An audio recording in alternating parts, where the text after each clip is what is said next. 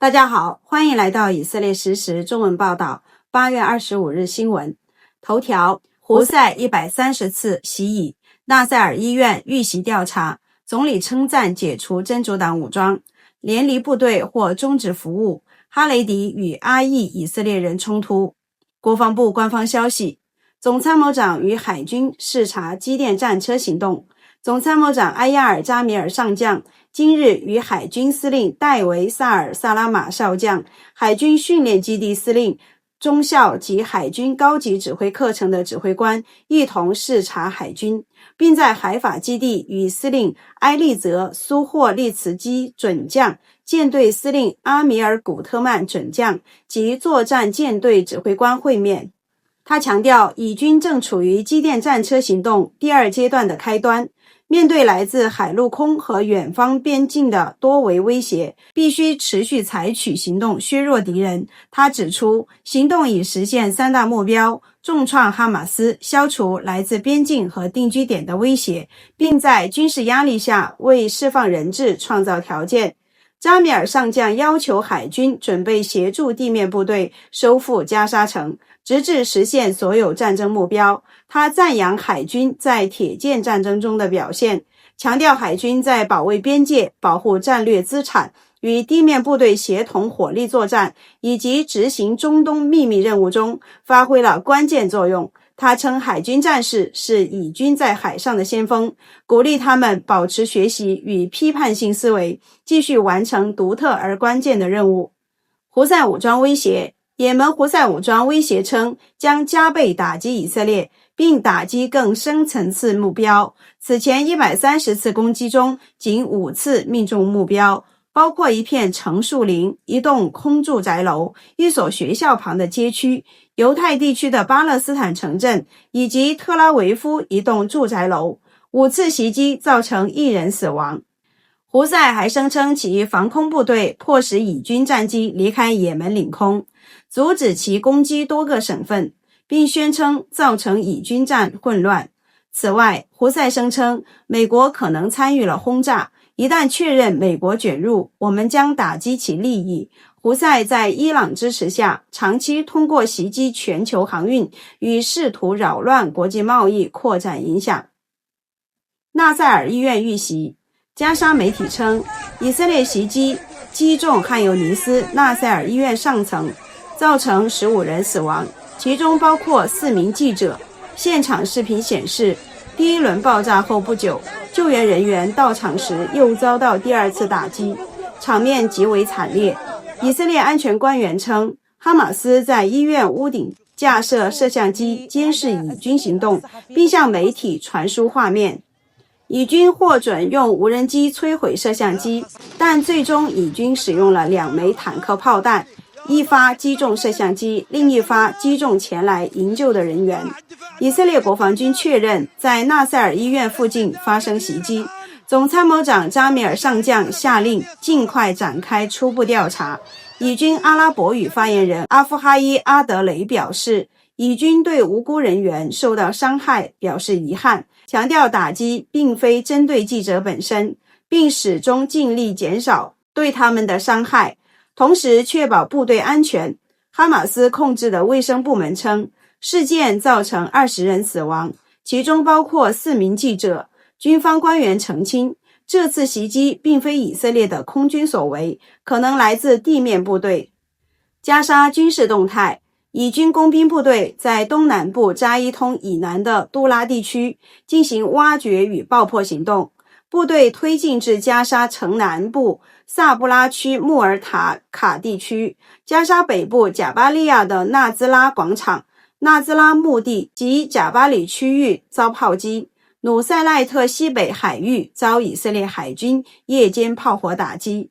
萨夫塔维区阿卜杜勒拉哈曼学校周边遭炮击。此外，以军在毛瓦西帐篷区进行定点打击，消灭了一个恐怖组织。扎伊通区遭空袭，同时有报道称，以军将旧型 M113 装甲运输车改装为大型装甲自杀式无人车辆，并在贾巴利亚投入使用，以摧毁恐怖据点。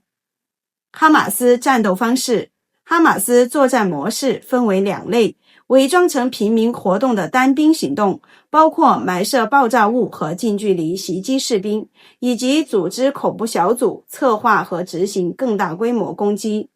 加沙食品援助在数小时内，约旦、阿联酋、德国和印度尼西亚与以色列合作，向加沙平民空投了116份食品包裹。以色列强调将继续与国际伙伴合作，改善援助投送，同时反驳所谓蓄意制造饥饿的虚假指控，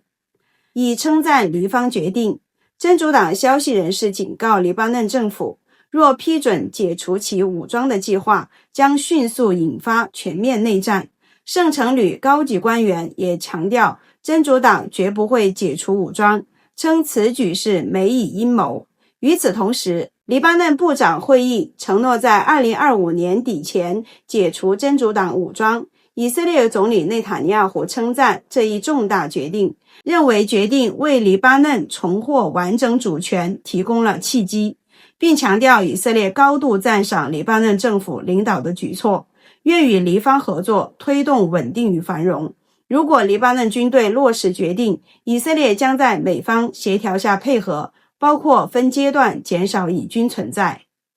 以军消灭黎南真主党成员。今天早些时候，以色列军队在黎巴嫩南部特普林定点清除一名真主党成员，该武装人员正试图在拜特利夫重建真主党的军事基础设施，此举直接违反了以色列与黎巴嫩之间的谅解。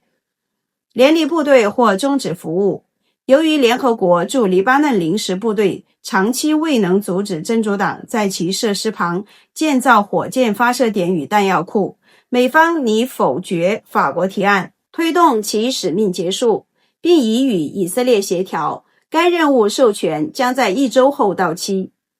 伊朗指责俄罗斯。一名伊朗高级官员声称，俄罗斯在此前与以色列的12天战争期间向以色列提供了情报支持。伊拉克动态。伊朗支持的什叶派抵抗组织在提交给伊拉克政府的官方声明中表示，不会解除武装。图勒凯尔姆行动。阿拉伯媒体报道，以军在图勒凯尔姆地区展开行动，并在比尔宰特、那不鲁斯、希伯伦、卡勒基利亚及图勒凯尔姆地区实施逮捕行动。特拉维夫恐袭被阻。特拉维夫北部一名非法居民疑似恐怖分子被捕，身上带有武器，移交给以色列安全局。随后又有2名来自事件的合法居民因涉嫌策划恐袭被捕。哈雷迪与阿裔以色列人冲突。在哈雷迪群体抱怨妥拉学习免服役的法律到期之际，一名贝内布拉克居民向司法总顾问办公室质疑为何不对未服役的阿拉伯裔以色列人停止学术资助。对此，一名阿拉伯裔律师回应称，阿拉伯裔以色列人依法享有权利，而哈雷迪则被征召入伍，因此情况不同。以网络服务中断。以色列里蒙互联网自昨夜起出现中断，至今是否恢复尚未确定。以色列生活提示。在以色列，泰诺和对乙酰氨基酚的商品名为阿卡莫尔，无需处方即可购买，但在许多药房，非处方药需向药剂师索取。与美国相比，这种药品在以色列价格更高。乌曼犹太新年朝圣。以色列政府拟拨款1000万新谢克尔，用于协助乌克兰乌曼市布雷斯洛夫派拉比纳赫曼基木的犹太新年朝圣航班，资金用于支付摩尔多瓦对过境基础设施的要求。尽管如此，部分计划前往的哈雷迪因逃避兵役可能在机场被捕的问题仍然存在。西墙涌入人潮。根据塞法迪传统，犹太新年前的忏悔祷告正式开启，大量民众涌向西墙祈祷，交通不堪重负，警方封锁了通往西墙的道路，并宣布暂时停运公交车以缓解拥堵。总结，以军推进机电战车行动，胡塞威胁升级袭击。纳赛尔医院遇袭调查展开，内塔尼亚胡称赞黎方解除真主党武装，以军在黎南清除目标，以色列多地安全行动与加沙援助持续，国内爆发社会矛盾。感谢您的收看，请持续关注我们的频道，我们将实时连接世界与以色列。再见。